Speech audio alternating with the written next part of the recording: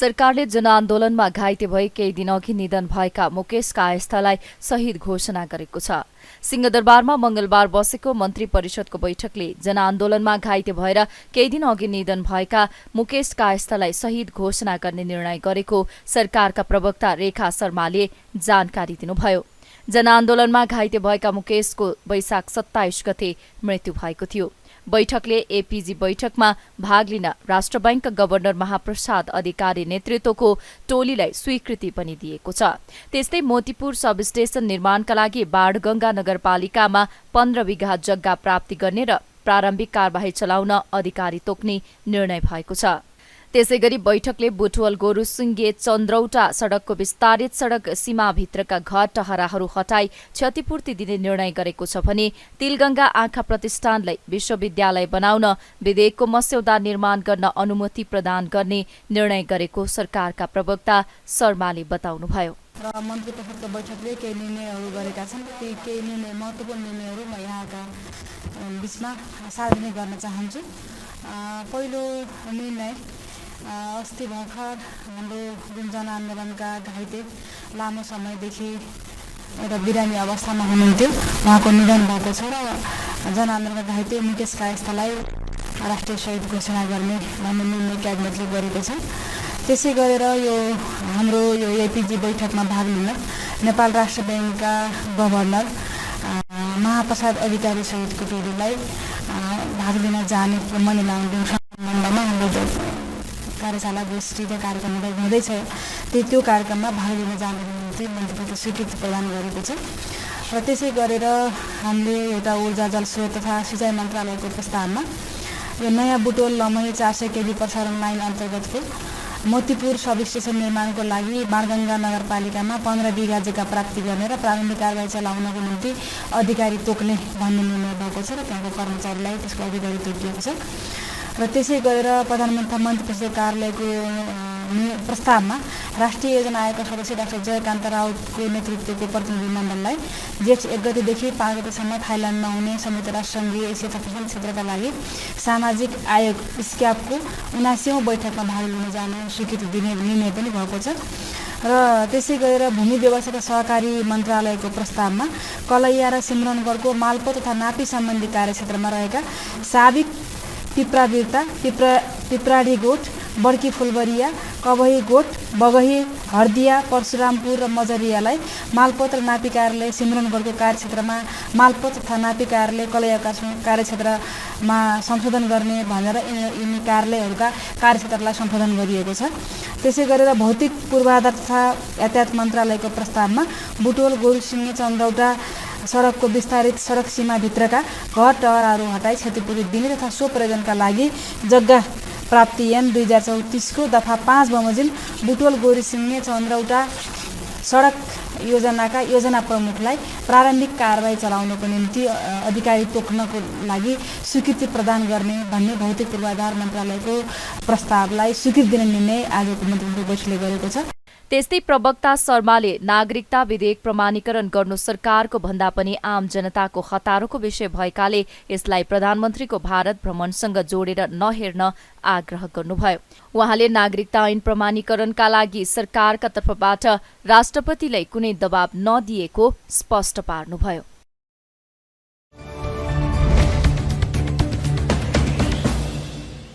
उपप्रधान एवं गृहमन्त्री नारायण काजी श्रेष्ठले भ्रष्टाचारका सबै प्रकरणहरूको अनुसन्धान गर्ने प्रतिबद्धता जनाउनु भएको छ। सिंहदरबारमा मंगलबार बसेको प्रतिनिधि सभा अन्तर्गतको राज्य व्यवस्था तथा सुशासन समितिको बैठकमा श्रेष्ठले सरकारले सुशासनलाई केन्द्रबिन्दुमा राखेर काम गर्ने भन्दै भ्रष्टाचारका सबै प्रकरणहरूको अनुसन्धान गर्ने प्रतिबद्धता जनाउनु भएको हो। नक्कली भुटानी शरणार्थी प्रकरणमा अनुसन्धान जारी रहेको भन्दै उहाँले यस प्रकरणमा मात्रै नभए भ्रष्टाचारका सबै प्रकरणको अनुसन्धान हुने जिकिर गर्नुभयो। नक्कली भुटानी शरणार्थी प्रकरणको अनुसन्धानको समय निकै कम भएकाले प्रहरी प्रशासनले तीव्र रूपमा काम गरिरहेको उहाँको भनाइ छ। उहाँले प्रहरीलाई राजनीतिक दबाव वा अवाञ्छनीय प्रभावबाट मुक्त भएर अनुसन्धान गर्न निर्देशन दिएको बताउनुभयो। निर्दोष नफस्ने र दोषी नछुट्ने गरी प्रहरीले निष्पक्ष ढङ्गले अनुसन्धान प्रक्रिया अगाडि बढाएको उहाँले बताउनुभयो। श्रेष्ठले प्रमाणका आधारमा विभिन्न व्यक्तिहरूलाई नियन्त्रणमा लिएर अनुसन्धान भइरहेकाले अनुसन्धानले पुष्टि गरेको आधारमा कारबाहीको दायरा बढाउने सरकारको प्रतिबद्धता रहेको बताउनुभयो। उहाँले संसद र सडकबाट भएको भ्रष्टाचार विरोधी कदमको समर्थन रहेको भन्दै सरकार कुनै दबावको अगाडि नझुक्ने स्पष्ट पार्नुभयो। नेपाली नागरिकलाई अनागरिक बनाएर भुटानी शरणार्थीको रूपमा विदेश पठाउने र त्यसरी विदेश पठाउने प्रक्रियालाई अगाडि बढाएर सम्पत्ति आर्जन गर्ने काम भएको कुरामा अहिले सरकार, गृह मन्त्रालय र प्रहरीले अनुसन्धानको प्रक्रिया अगाडि बढाएको छ। त्यस कारण यो मूल स्पिरिटलाई केन्द्रबिन्दुमा राखेर यो प्रक्रिया अगाडि बढेको यो अहिले देखा परेको कदम हो। तर के कुरा म दृढ र स्पष्टसँग भन्न चाहन्छु भने अगाडि आयो त्यसकारणले त्यसमा मात्रै केन्द्रित हुने पक्षमा सरकार छैन। हामीले समृद्धिको यात्राको प्रमुख बाधक जो ठानेका छौँ भ्रष्टाचार र कुशासनलाई, त्यसलाई समाधान गर्न हामीले अरू पनि यस प्रकारका जति समस्याहरू छन् त्यसलाई समाधान गर्न, जति घटनाहरू देखा पर्छन् त्यसलाई समाधान गर्न दृढतापूर्वक र निर्भुलतापूर्वक अगाडि बढ्ने प्रतिबद्धता म यो समिति मार्फत व्यक्त गर्न चाहन्छु। यो भुटानी शरणार्थी नक्कली बनाएर अगाडि बढाउने केसको जहाँसम्म प्रसङ्ग हो, अहिले अनुसन्धान सकिएको छैन, अनुसन्धान जारी छ। तर अनुसन्धानको समय अत्यन्तै कम भएको कारणले हाम्रो प्रहरी संयन्त्रले अहिले 24 घण्टा काम गर्नुपर्नेको बाध्यात्मक स्थिति छ। अहिले काम गरिरहनु भएको छ। त्यस कारणले अनुसन्धानभित्र रहेको तथ्यहरूको बारेमा मैले कानुनको हिसाबले पनि नैतिक हिसाबले पनि यहाँ बोल्न पनि मिल्दैन। तर प्रहरीलाई प्रारम्भदेखि नै एउटा स्ट्यान्ड बाई डाइरेक्टिभ दिइएको छ। त्यो के हो भने कुनै राजनीतिक दबाव वा अवाञ्छनीय प्रभावबाट मुक्त राखेर अनुसन्धान अगाडि बढाउने, कोही निर्दोष फस्ने काम नहोस् भनेर प्रारम्भदेखि नै सचेत हुने, कसैको सार्वजनिक छविमाथि अनावश्यक आशंकाकै कारणले मात्र वा हाम्रो असावधानीको कारणले क्षति पुग्न नपाओस् भनेर सचेत रहने, तर कोही दोषी छुट्ने स्थिति नहोस् भन्ने कुरामा त्यत्तिकै दृढ रहने, यसको आधारमा काम गर्ने भनेर प्रहरी संयन्त्रलाई निर्देशन दिएको छ र प्रहरीले निष्ठापूर्वक निष्पक्ष ढङ्गले अनुसन्धानको प्रक्रिया अगाडि बढाएको छ। यो अनुसन्धानको प्रक्रिया अगाडि बढाउने क्रममा जहाँ जहाँ अहिले एभिडेन्सहरू देखा परेको छ, प्रमाण र तथ्यहरू देखा परेको छ, त्यसको आधारमा अनुसन्धानमा विभिन्न व्यक्तिहरूलाई चाहिँ नियन्त्रणमा लिने र त्यसअनुसार अनुसन्धानको प्रक्रियालाई पूर्णता दिने र अनुसन्धानले देखाएको आधारमा, पुष्टि गरेको आधारमा त्यसपछि कानुनको दायराभित्र ल्याउने र त्यो अगाडि बढाउने भन्ने सरकारको र गृह मन्त्रालयको दृष्टिकोण र प्रतिबद्धता रहेको छ। संसदमा मान्य सदस्यहरूले बाहिर नागरिक समाजले र बुद्धिजीवीहरूले, राजनीतिक पार्टीका नेता कार्यकर्ताहरूले, आम जनसमुदायको ठुलो हिस्साले उर्लेर जुन प्रकारले भ्रष्टाचार विरोधी अभियान चलाउनै पर्छ भनेर समर्थन गरेको छ, त्यसप्रति म आभार व्यक्त गर्न चाहन्छु, धन्यवाद व्यक्त गर्न चाहन्छु र सरकारको तर्फबाट कुनै पनि कोणबाट बायसनेस लिने छैन र सरकार कुनै दबावको अगाडि झुक्ने छैन, खुट्टा कमाइँदैन, कुनै दबावको अगाडि झुक्ने छैन। दृढतापूर्वक जहाँसम्म अनुसन्धानले लैजा भन्छ जान्छ त्यहाँसम्म पुग्छ सरकार र दोषीहरूलाई कारबाही गर्न दृढ छ। यति कुरा म राख्छु। उहाँले भ्रष्टाचार र कमिसनको जालले देशलाई बर्बाद पारेको भन्दै राज्यका सबै निकायहरूले यसलाई केन्द्रमा राखेर समाधान गर्नुपर्ने पनि बताउनुभयो। बैठकमा कांग्रेस सांसद विश्वप्रकाश शर्माले दोषी नछुट्ने र निर्दोष नफस्ने विषयमा सबै सजग रहेको भन्दै सरकारले गरेको अनुसन्धानमा सबैको साथ रहेको बताउनुभयो। हामीले संसदमा होस् या सार्वजनिक जीवनमा हामीले सबै राजनीतिक दलले एउटै खालको धारणा त राखिसकेकै छौँ। हामी सबै एक हिसाबले साझा ढङ्गले प्रतिबद्ध देखिएकै छौँ कि दोषीहरू कोही नछुटुन् र निर्दोषहरू कोही नफसुन् भनेर भनेका छौँ। तर माननीय गृहमन्त्रीज्यूको यस बिचमा औपचारिक मञ्चबाट, संसदबाट या यस्तो समितिबाट भइरहेका प्रगतिहरूको बारेमा हामीले सुसूचित हुन अवसर पाएका छैनौँ, देशले अवसर पाएको छैन। अनि विभिन्न मञ्चबाट उहाँले धारणा राखिरहनु भएको छ र अहिले सरकारले जुन रूपमा चाहिँ कुनै पनि मलाइजा नराखिकन गहन अनुसन्धानमा केन्द्रित भएको छ, यसको लागि सरकारले प्रशंसा पनि प्राप्त गरिरहेकै छ। हामी सबैको साथ यसमा छँदैछ। त यो बेलामा आजको बैठकमा चाहिँ भइरहेको अनुसन्धानको प्रगति विवरण भुटानी शरणार्थीको सन्दर्भमा के छ, कस्तो प्रकारको वस्तुस्थितिहरू देखिएको छ, राज्य व्यवस्था समितिसँग माननीय गृहमन्त्रीज्यूको र नेपाल सरकारको अपेक्षा के छ, हामीले गर्न सक्ने साथ र सहयोगको विवरण के छ, यो विषयलाई गहन अनुसन्धान बनाएर कोही पनि निर्दोषले दोषी फरार हुन नपर्ने, फस्नु नपर्ने र कोही पनि दोषीले उम्किन नपाउने अवस्था बन्न बनाउनका लागि सरकारले कुन रूपमा गतिविधि गरिरहेको छ, नक्कली भुटानी शरणार्थीको सन्दर्भमा सक्कली छानबिनको वस्तुस्थिति वास्तवमा के छ भन्ने कुराको सन्दर्भमा यो समितिले पहिलो बैठककै दिन पनि सुसूचित हुनुपर्दछ भन्ने मलाई लाग्छ। त्यस्तै बैठकमा समिति सदस्यहरूले समितिको काम कारबाहीलाई प्रभावकारी बनाउनुपर्ने र दिएका निर्देशनका साथै सुझावहरूलाई सरकारले कार्यान्वयन गर्नुपर्ने धारणा राखेका थिए भने उपप्रधानमन्त्री श्रेष्ठले समितिले दिएका सुझावहरूलाई सरकारले गम्भीर रूपमा लिएर कार्यान्वयन गर्ने प्रतिबद्धता जनाउनु भएको थियो।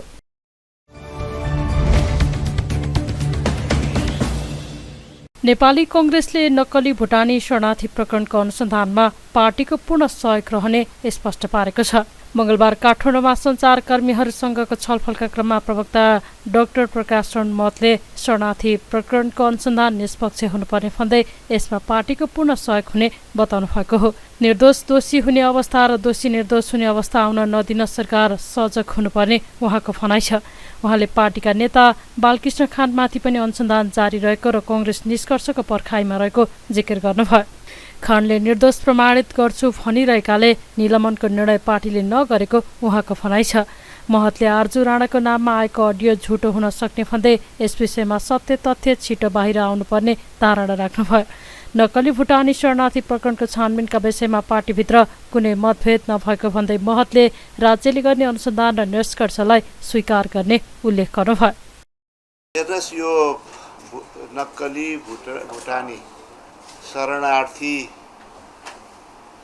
विषयमा यो गम्भीर विषय हो। यो नक्कली शरणार्थी बनाएर पठाउने कुरालाई पार्टीले चाहिँ गम्भीरताका साथ लिएको छ। अब जहाँसम्म त्यहाँ अहिले कतिपय व्यक्तिहरूलाई आरोपित बनाएको अवस्था छ। हाम्रो पार्टीको नेता पनि अब बालकृष्णजी पनि त्यसमा हुनुहुन्छ। अनुसन्धान जारी छ। अनुसन्धानबाट त्यसको निष्कर्ष नआएसम्म हामीलाई त थाहा छैन के भएको छ। त्यसको अनुसन्धान एउटा परिपक्व होस्, त्यसको चाहिँ एउटा निष्कर्ष आओस्। उहाँले म निर्दोष छु, निर्दोष साबित गर्छु भनेर भनिरहनु भएको छ। त्यस हुनाले हाम्रो दृष्टिकोण यसमा के हो भने यो अनुसन्धान प्रक्रिया अगाडि बढोस्। यसमा पार्टीको पुरा सहयोग हुन्छ। निष्पक्ष हुनु पर्यो यो अनुसन्धान, स्वतन्त्र हुनु पर्यो। निर्दोष पनि दोषी हुने अवस्था आउनु भएन र दोषी निर्दोष हुने अवस्था पनि आउनु भएन।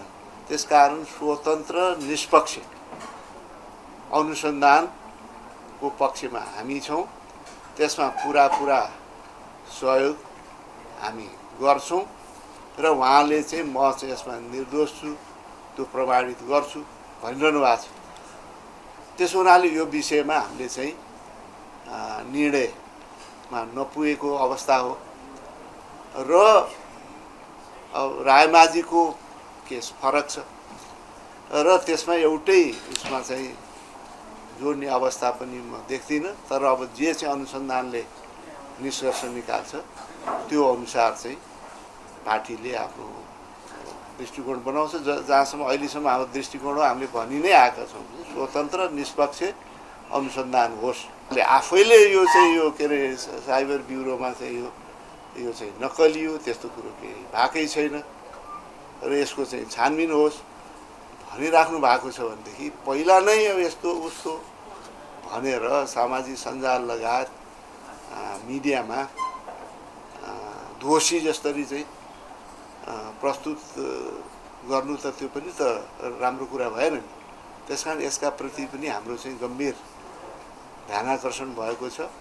हामीलाई पुरा विश्वास छ कुनै त्यो चाहिँ त्यो यो के अरे जुन अडियो प्रकरण त्यो झुटो हो नक्कली हो भन्ने हामीलाई चाहिँ विश्वास छ र उहाँ आफैले यसको चाहिँ छानबिन होस् भनेर साइबर ब्युरोलाई त दिनुभएको छ नि त। त्यस्तै महतले पार्टीको केन्द्रीय समिति बैठक बस्न ढिलाइ भएको स्वीकार गर्दै केही दिनपछि बैठक बसेर भातृ संगठनदेखि विभाग लगायतका विषयमा आवश्यक निर्णय गर्ने बताउनुभयो।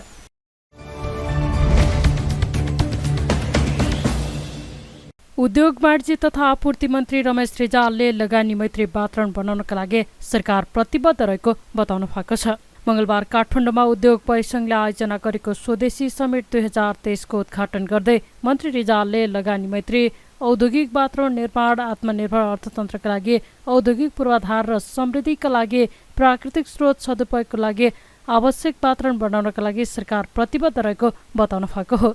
उहाँले आत्मनिर्भर अर्थतन्त्र निर्माणका लागि सरकार र निजी क्षेत्रबीच समन्वय र सहकारी थप प्रभावकारी रूपमा हुन आवश्यक रहेकोमा जोड दिनुभयो। औद्योगिक क्षेत्रको उचित विकास बिना दिगो आर्थिक वृद्धि तथा समृद्धि सम्भव नभएको उहाँको भनाइ छ। मन्त्री रिजालले स्वदेशी वस्तुको उत्पादन प्रवर्धन एवं निर्यात बढाउन गरिनुपर्ने नीतिगत तथा व्यावहारिक पक्षमा आउने सुझावहरूलाई सरकारले गम्भीरतापूर्वक लिने धारणा राख्नुभयो। लगानी मैत्री औद्योगिक वातावरणको निर्माण आत्मनिर्भर अर्थतन्त्रका लागि औद्योगिक पूर्वाधार र समृद्धिका लागि प्राकृतिक स्रोत सदुपयोगको लागि आवश्यक वातावरण बनाउनको लागि नेपाल सरकार प्रतिबद्ध छ। आत्मनिर्भर अर्थतन्त्र निर्माणका लागि सरकार र निजी क्षेत्रबीच समन्वय एवं सहकार्य थप प्रभावकारी रूपमा हुन आवश्यक रहेको छ। औद्योगिकरणको उचित विकास बिना दिगो आर्थिक वृद्धि तथा समृद्धि सम्भव छैन। स्वदेशी वस्तुको उत्पादन प्रवर्धन एवं निर्यात बढाउन गरिनुपर्ने नीतिगत तथा व्यावहारिक पक्षका सम्बन्धमा सम्मेलनबाट आउने सुझावहरू तथा प्रतिक्रियालाई सरकारले गम्भीरतापूर्वक लिनेछ।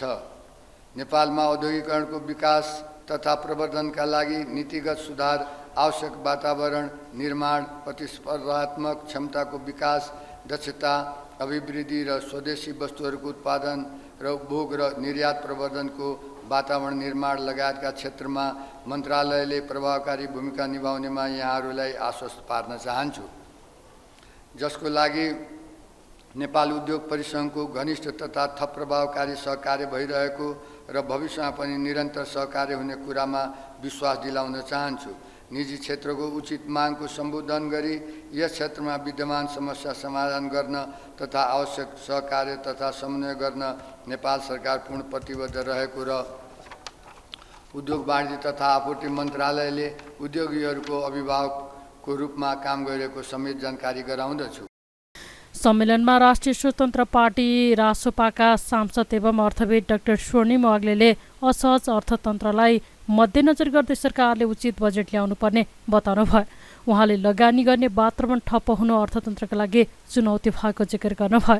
वाग्लेले चालु आर्थिक वर्षको बजेटमा समावेश भई कार्यान्वयन हुन नसकेका विषयलाई अहिलेको बजेटमा विशेष ध्यान दिइनुपर्ने सुझाव दिनुभयो। अबको बजेटमा चाहिँ हैन गर्न सकिने तत्कालै प्राथमिकताका हिसाबले पनि तुरुन्तै गर्न सकिने कुराहरूलाई चाहिँ हामीले लिएर समय अहिले असहज छ। हामीले तपाईहरुकै डाटाबाट पनि हैन कन्फिडेन्स लेभल लगभग 28%मा इन्भेस्टमेन्ट प्लान झन्डै 70%ले चाहिँ खुम्चिएको र sector by sector cement steel footwear real estate automobile आइसिटीहरुमा असाध्यै 70 देखि 100% सम्म नै लगानी गर्ने माहौल चाहिँ थुनिएर बसेको ठप्प भएको जुन छ त्यो ज्यादा नै म तनहुमा भर्खरै चुनाव लड्दाखेरि एउटा मैले गाउँ-गाउँमा पसलहरुमा गएर सोध्थेँ क्या, जस्तो औषधि बेच्ने पसल होला, चाउचाउ र साबुन बेच्ने किराना पसल होला, पोहोरको तुलनामा अहिले व्यवसाय कस्तो छ दिदी आमा बुवा भनेर सोध्दाखेरि चाहिँ पहिला 40,000 हुन्थ्यो यही महिना,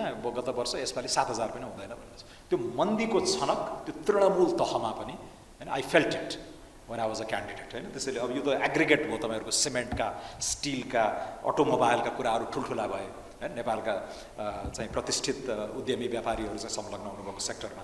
तर यो ठ्याक्क मिल्याएको छ क्या तल माइक्रोदेखि म्याक्रोसम्म यी आँकडाहरू। त्यसैले मलाई लाग्छ अब बजेटको सिजनमा छौँ हामी, सायद अस्ति सैद्धान्तिक प्राथमिकताका कुराहरू चाहिँ भए, नीति तथा कार्यक्रम 5 गते आउँदैछ, 15 गते बजेट आउँदैछ। I think this is the right time तपाईँहरूले उठाएका विषयहरू पोरकै रिभिजिट गर्नुहोस्। किन हुन सकेन ती 33वटा जुन प्रगति नै हुन नसकेका सुझावहरू जुन बजेटमै फुकिसकेका, त्यो त आर्थिक ऐन नै हो नि संसदले पास गरेको, किन हुन सकेनन् भन्नेबाटै सुरु गरेर मलाई लाग्छ यसमा हाम्रो पनि सपोर्ट हुन्छ। मैले अर्थ समितिको म सदस्य पनि छु, आज त्यहाँ पहिलो मिटिङ बस्दा बस्दै म छुट्याएर यहाँ आएको हुँ। त्यहाँ पनि हामी दफावार छलफल गरौँला र मेरो तपाईँहरूलाई समर्थन हुनेछ हैन। मेरो एउटा सिम्पल छ, कहिलेकाहीँ सिद्धान्तका ठुल्ठुला कुरा गरिन्छ, निजी क्षेत्र मैत्री नेपाल बन्नुपर्छ। एकदमै प्राइभेट सेक्टरलाई आफ्नो सम्भावनाका चाहिँ अनुरूप, त्यो अघि मैले सुरुमै भने जस्तै यो बदमास बाटोतिर नजानुहोस् तपाईँहरू हैन, सम्भावनाका बाटोतिर गएर नेपाललाई, हाम्रो वेल्थलाई साँच्चीकै एक्सप्यान्ड गर्नको लागि के गर्नुपर्छ त्यसमा बहस गरौँ। र तपाईँहरूले सिर्जना गरेको वेल्थ, तपाईँहरूले सिर्जना गरेको रोजगारी, तपाईँहरूले तिरेको ट्याक्सबाट हाम्रो ढुकुटी जति समृद्ध हुन्छ त्यसबाट चाहिँ हामीले एउटा कल्याणकारी राज्यलाई धान्न सकिने हदसम्म चाहिँ गर्ने हो। त्यसैले यो राइट लेफ्ट मिडल इत्यादिको बहसमा जानै परेन, एकदमै व्यावहारिक चाहिँ वेल्थ जेनेरेसन तपाईँहरूले गरिदिने हो र त्यसबाट आएको एउटा अंश चाहिँ हामीले देश निर्माणमा लगाउने हो, जुन चाहिँ निजी क्षेत्र संलग्न नहुने क्षेत्रहरूमा राज्य इन्टरभ्युन गरेर गर्ने। एकदम सरल सिद्धान्तबाट नै हामी जानुपर्छ र तपाईँहरूलाई चाहिँ पखेटा फिजाएर उन्नको लागि के कस्तो रेजिममा चाहिँ हामीले लाने हो त्यसमा चाहिँ सामूहिक रूपले अगाडि जानु। So you can count on me as your ally in this regard. त्यस्तै नेपाल उद्योग परिसङ्घका अध्यक्ष विष्णु कुमार अग्रवालले भारतमा उद्योगीहरूलाई निकै सहज रूप रहेको भन्दै नेपालमा पनि औद्योगिक वातावरण बनाउनु पर्ने बताउनुभयो। घोषणा गरे पनि विकास हुन नसकेको औद्योगिक क्षेत्रलाई निजी क्षेत्रसँग सहकार्य गरेर विकास गर्न सकिने उहाँले बताउनुभयो। उहाँले सरकारले स्वदेशी वस्तु प्रयोग गर्ने नीति अपनाउनु पर्नेमा जोड दिनुभयो। त्यहाँ उद्योगलाई सहुलियत दरमा जग्गा उपलब्ध गराएको छ। GST, custom duty, service tax लगाएका कर मिन्हा गरिएको छ। बिजुलीमा 25% र पानीमा 50% सम्मको अनुदान दिएको छ। अझै श्रमिकलाई तालिम दिन पनि राजस्थान सरकारले सहयोग गर्छ। अरू बेसिक इन्फ्रास्ट्रक्चरहरूको सुविधा त छँदैछ। यस्ता इन्सेन्टिभहरू दिएका कारणले महिन्द्रा वर्ल्ड सिटी भारतमा औद्योगिक विस्तार गर्न खोजिरहेका लगानीकर्ताका लागि आकर्षक गन्तव्य बनेका छन्। महिन्द्रा वर्ल्ड सिटी जस्ता भारतमा थुप्रै औद्योगिक क्षेत्रहरूको स्थापना भइसकेको छ।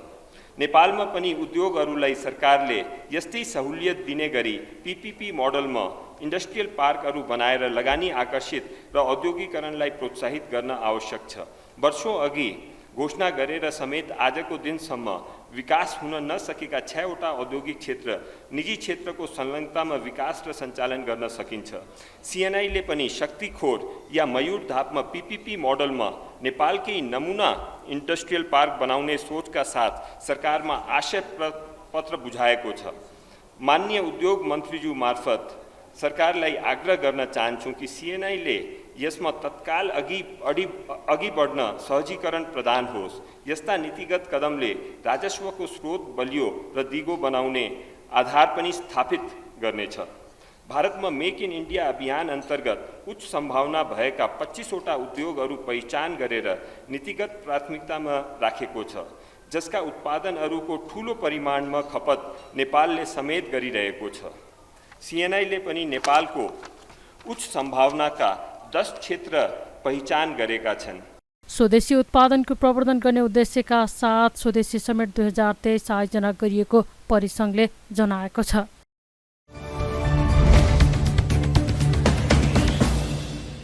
सर्वोच्च अदालतले कैलालीको टिकापुर घटनाका दोषी रेशम चौधरीलाई जन्मकैदको सजाय हुने जिल्ला अदालत कैलाली र उच्च अदालत दिपायलको फैसला सदर गरेको छ। न्यायाधीशद्वय आनन्द मोहन भट्टराई र नकुल सुवेदीको संयुक्त इजलासले चौधरीलाई जन्मकैदको सजाय हुने फैसला गरेको सर्वोच्चका प्रवक्ता विमल पौड्यलले जानकारी दिनुभयो। सोही घटनामा जेल सजाय भोगिरहेका गंगाराम चौधरी र सीताराम चौधरीले भने सफाई पाएको उहाँले बताउनुभयो। त्यस्तै अदालतले टिकापुर हत्याकाण्डमा दोषी ठहर भएका लक्ष्मण थारूको जेल सजाय 3 वर्षमा झारेको छ। कैलाली जिल्ला अदालतले लक्ष्मणलाई 3 वर्षको जेल सजाय सुनाएकोमा उच्चले बढाएर 5 वर्ष पुर्याएको थियो।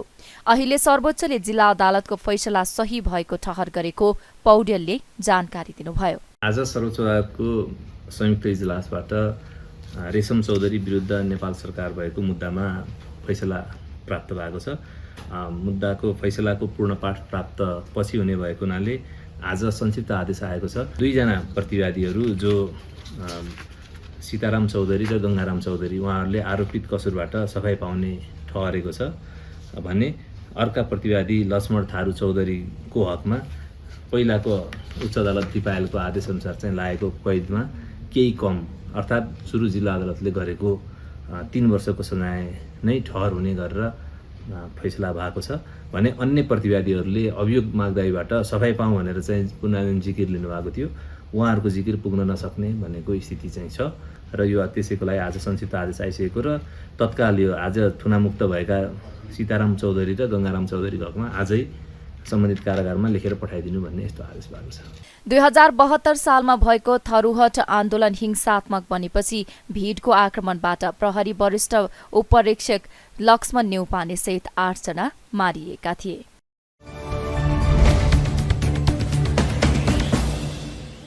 सत्तारूढ दलले मुलुकको आर्थिक अवस्था सुधार हुने गरी नीति तथा कार्यक्रम ल्याउन सरकारलाई सुझाव दिएका छन्। मंगलबार सिंहदरबारमा प्रधानमन्त्रीको आह्वानमा बसेको सरकारलाई समर्थन गर्ने दलहरूको बैठकमा उनीहरूले कृषि पर्यटनलाई जोड दिएर रोजगारी सृजना गर्ने र आर्थिक अवस्था पनि सुधार हुने गरी नीति तथा कार्यक्रम ल्याउन सरकारलाई सुझाव दिएको नेकपा माओवादी केन्द्रका प्रमुख सचेतक हितराज पाण्डेले जानकारी दिनुभयो। विभिन्न दलका नेताहरूले परम्परागत भन्दा पनि नयाँ ढंगको कार्यक्रम ल्याउन सुझाव दिएको उहाँले जानकारी दिनुभयो। जनअपेक्षा पूरा गर्ने विषयलाई प्राथमिकता दिन सुझाव आएको उहाँले बताउनुभयो। सरकारले यो आर्थिक वर्षको बजेटका लागि आवश्यक पर्ने नीति तथा कार्यक्रम ल्याउँदैछ।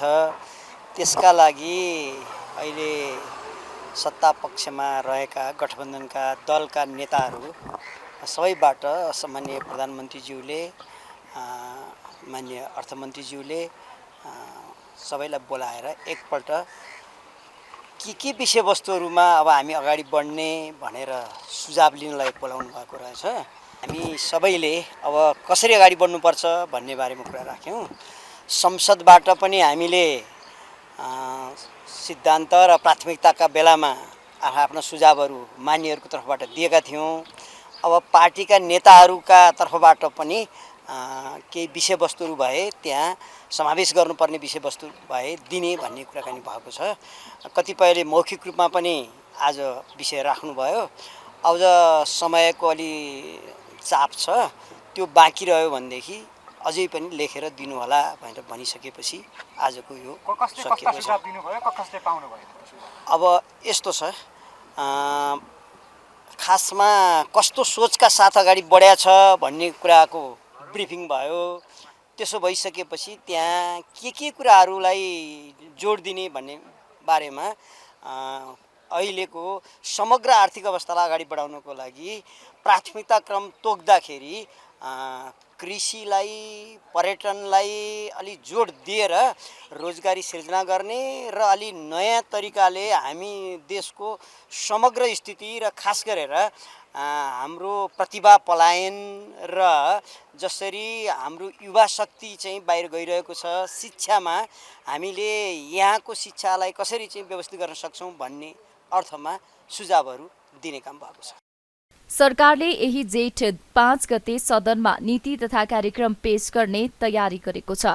बैठकमा कंग्रेसका सभापति शेरबहादुर देउवा, नेकपा एकीकृत समाजवादीका अध्यक्ष माधव कुमार नेपाल, नेपाल समाजवादी पार्टीका अध्यक्ष डाक्टर बाबुराम भट्टराई, जनता समाजवादी पार्टीका अध्यक्ष उपेन्द्र यादव लगायतका नेताहरूको उपस्थिति रहेको थियो।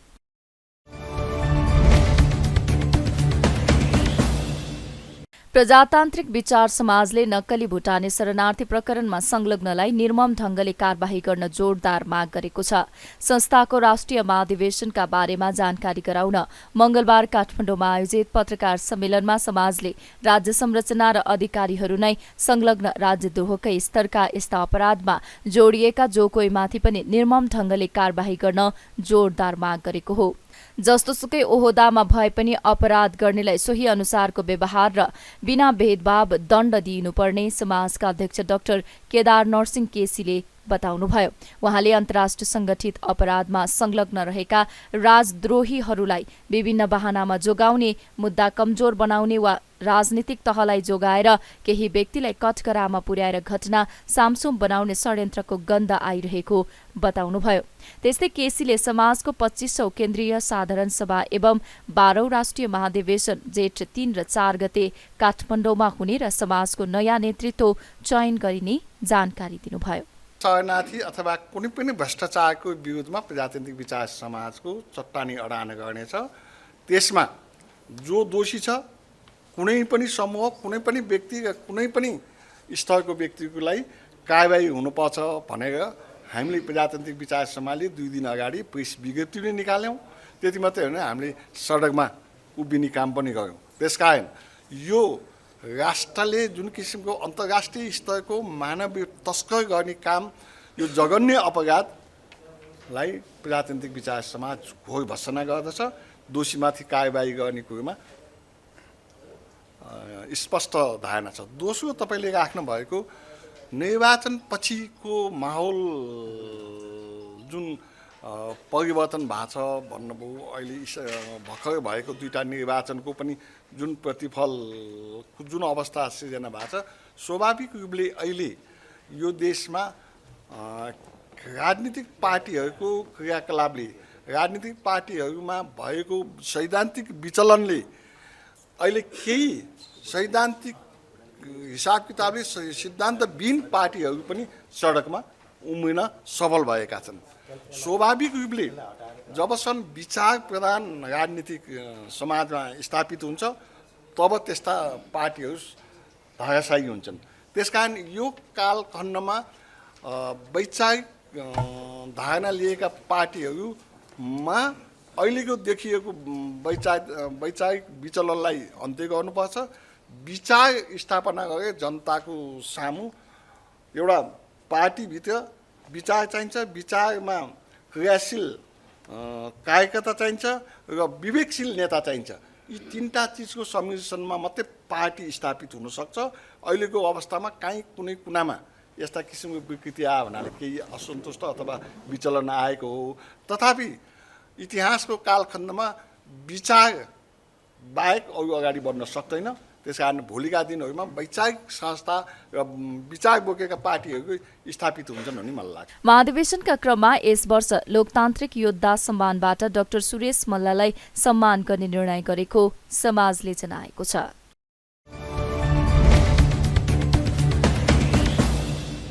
प्रतिनिधि सभा अन्तर्गतको अर्थ समितिले अर्थतन्त्रमा अहिलेको सूचकहरूका बारेमा अर्थमन्त्रीसँग छलफल गर्ने भएको छ। सिंहदरबारमा मंगलबार बसेको समिति बैठकले अर्थतन्त्रको अवस्था र सूचकका बारेमा अर्थमन्त्रीसँग छलफल गर्ने निर्णय गरेको समिति सदस्य ज्ञानेन्द्र शाहीले जानकारी दिनुभयो। त्यस्तै अर्थतन्त्र सम्बन्धी सरकारवालाहरूसँग छलफल गरी बजेट निर्माणमा सहयोग गर्ने निर्णय भएको उहाँले बताउनुभयो। समितिलाई पूर्ण रूपमा डिजिटल प्लेटफर्ममा लैजाने विषयमा पनि छलफल भएको शाहीले बताउनुभयो। आज अर्थ समितिको हाम्रो पहिलो बैठक बसेको छ। अर्थ समितिको पहिलो बैठकले चाहिँ अर्थमन्त्रीलाई चाहिँ उपस्थित गराउने र अर्थतन्त्रका जुन तपाईँको अहिले इन्डेक्सहरू छन् ती इन्डेक्समा छलफल गराउने र अर्थ समितिको अन्तर्गत भएका सरकारवाला निकायसँग छलफल गरी बजेट निर्माणमा सहयोग गर्ने भन्ने विषयमा आज टुङ्गिएको छ। र नेपालको जुन स्टक एक्सचेन्ज छ, जुन प्राइभेट सेक्टरमा अहिले लाइसेन्स बाँड्ने भन्ने जुन पछिल्लो प्रक्रिया आएको छ, यो प्रक्रियामा पनि सरकारले स्पष्ट कारणसहित समितिलाई चाहिँ जानकारी गराउनुपर्छ भन्ने विषयवस्तु उठेको छ। र साथसाथै हामीले अब अर्थ समिति चाहिँ डिजिटल प्लेटफर्ममा चाहिँ प्रयोग गर्न चाहिरहेका छौँ, जस्तो भाइबर ग्रुपहरू, त्यसै गरी वाट्सएप ग्रुपहरू, अर्थात् तपाईँको अहिलेका अभिलेखीकरणहरू चाहिँ डिजिटल प्लेटफर्ममा अगाडि बढाउने भन्ने छ। बैठकमा बजेटका बारेमा समितिले आवश्यक सुझाव दिनुपर्ने बताउनु भयो। सांसद विष्णु पौडेलले बजेटको पोलिसीमा सुझावहरू दिनुपर्ने र छलफलमा अर्थमन्त्री बोलाउनु पर्ने बताउनु भयो। बजेटका बारेमा हामीले केही नीतिगत फिडब्याकहरू जरुर दिन सक्छौँ जस्तो मलाई लाग्छ। समितिले डेटामा, रेभिन्यूमा हामी प्रवेश गर्ने कुरा भएन, कुन आयोजनामा कति बजेट नोट गर्ने त्यस विषयमा हामी प्रवेश गर्ने कुरा भएन। तर हामीले चाहिँ पोलिसी म्याटरमा हामीले चाहिँ मन्त्रालयलाई फिडब्याक दिन सक्छौँ। यदि हाम्रा फिडब्याकहरू उपयोगी हुन्छन् भन्ने लाग्यो भनेदेखि सुझाव चाहिँ दिने, तर फेरि चाहिँ फाइलमा सजाएर राजसभामा गर्ने ढङ्गले त किन जानेर हाम्रा सुझावहरू उपयोगी हुन्छन् भन्ने चाहिँ त्यो चाहिँ हिन्ट्स हामीले पायौँ भनेदेखि त्यस हिसाबले पनि हामीहरू छलफलमा जान सक्छौँ। र मेरो लास्टली के आग्रह छ भनेदेखि हामी अर्को बैठकको भनौँ न बैठक आयोजना गर्दाखेरि एजेन्डा खास गरी त्योभन्दा अगाडि नै रेफरेन्स डकुमेन्टहरू र एजेन्डासहित बैठकमा बस्ने र पहिलो यसपछिको बैठकमा अर्थमन्त्रीलाई उपस्थित हुने। मलाई थाहा छ कि बजेटको पूर्व सन्ध्यामा अर्थमन्त्रीलाई समितिको बैठकमा धेरै इङ्गेज गर्न त्यति सजिलो हुँदैन, गरिदिनु पनि हुँदैन, पटना हामीले बुझिदिनु पनि पर्छ। तर छोटै समय भए पनि उपस्थित भइदिनुहोस् कि समितिप्रतिको एउटा अनरको पनि कुरा हुन्छ। त्यस्तै सांसदहरूले समितिको डिजिटल अभिलेखीकरणलाई व्यवस्थित गर्नुपर्ने बताएका थिए। अर्थ समितिको पहिलो बैठक कांग्रेस सांसद सन्तोष चालिसेको सभापतित्वमा बसेको थियो।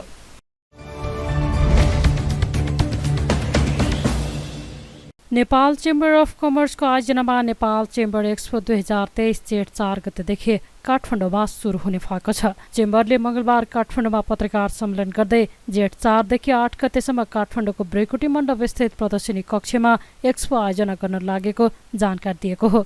निर्यात प्रवर्धन, वैदेशिक लगानी आकर्षण र अन्तर्राष्ट्रिय आर्थिक संगठन केन्द्रित क्रियाकलाप नै आर्थिक कूटनीतिको उद्देश्य भएकाले मेला आयोजना गर्न लागि चेम्बरका अध्यक्ष राजेन्द्र मल्लले जानकारी दिनुभयो। 6औं संस्करणको रूपमा सञ्चालन हुन लागेको एक्सपोमा व्यापारिक अन्तर्क्रिया, आयात निर्यातको सूचना आदान प्रदान तथा नेपाली उत्पादनको बजारीकरणमा विशेष जोड दिइएको उहाँले बताउनुभयो।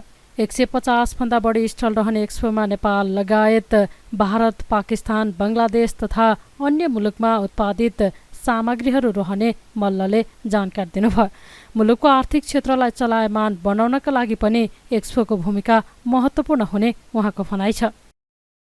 विभिन्न 7 रिजनको कन्ट्रीहरू पनि सहभागिता छ। यो मेलामा विशेष अटोमोबाइल भयो, electronics, flooring, furnishing, home appliances, अनि fashion wear, accessories, garment, textile, mobile, अनि यो जेट्सहरू भयो, अनि हाइड्रो सम्बन्धीको पनि छ, र चाहिँ लजिस्टिक, ह्यान्डिक्राफ्ट, ह्यान्डलुम, जुत्ताहरू भयो, कस्मेटिक सामान, विभिन्न किसिमको सामानहरूको चाहिँ यो मेलामा चाहिँ सहभागी छन्।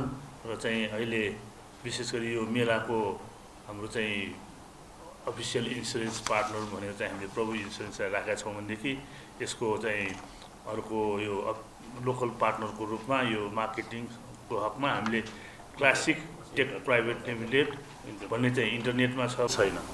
र हामीले चाहिँ के गरेका छौँ भन्दाखेरि जुन एउटा विदेशी डेलिगेट्स आउँछ उहाँलाई स्वागत सत्कार गर्ने एउटा चाहिँ के गर्ने भन्ने कुरा हाम्रो चेम्बरको आफ्नै लागतमा हामी गरिरहेका छौँ।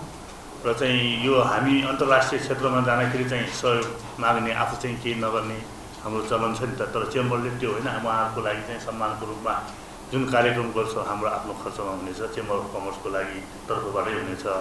र अर्को के छ भन्दाखेरि जुन यो मेलामा जति पनि खर्च हुन्छ त्यहाँ भेकुटी मण्डपमा पैसा तिर्नुपर्छ, त्यो लागतलाई सेयरिङ गरेर गराएको छ। हामीले कुनै पनि 5 पैसा त्यसमा नाफा जोडेर लिएको छैन। त्यसले एउटा माइलस्टोन थप्छ, त्यतिकै केही गरेर बसेन भने त कसरी बिजनेस प्रमोसन हुन्छ होइन।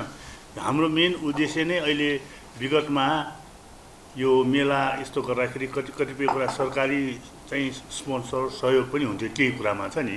टिपिसीलाई यो त 4-5वटा स्टल हाम्रो तर्फबाट हालिदिउँ, डिसेबलहरूलाई दिनुहोस् या केहीलाई सब्सिडी गर्नुहोस् भने त्यो पनि कुनै पनि किसिमको अहिले सरकारी सहयोग चाहिँ बिल्कुल छैन।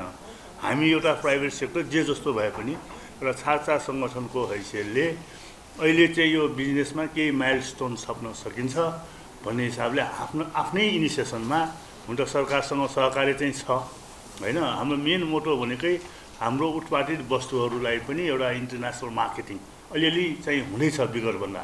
अघि नै जुन प्रश्न आयो नि, ह्यान्डिक्राफ्ट मात्र होइन, अहिले चाहिँ हामीलाई यो भनौँ न यो हर्बल प्रडक्टहरू पनि छ मेलामा, तपाईँले देख्न सक्नुहुन्छ। चाहिँ हनीहरू छ, जुन यो जडीबुटीका सामानहरूबाट उत्पादित विभिन्न किसिमको सामग्रीहरू पनि छ। विगतमा जस्तो हामीले एउटा कृषिको लागि छुट्टै त्यहाँ डेस्कै हालिदिएका छौँ कि कृषिबाट उत्पादन हुने जे छ त्यसमा चाहिँ निर्यात गर्न चाहिँ हामीले पाउनुपर्छ, गर्नुपर्छ भन्ने हिसाबले त्यस्तो पनि हामीले एउटा डेस्क निर्माण गरेका छौँ।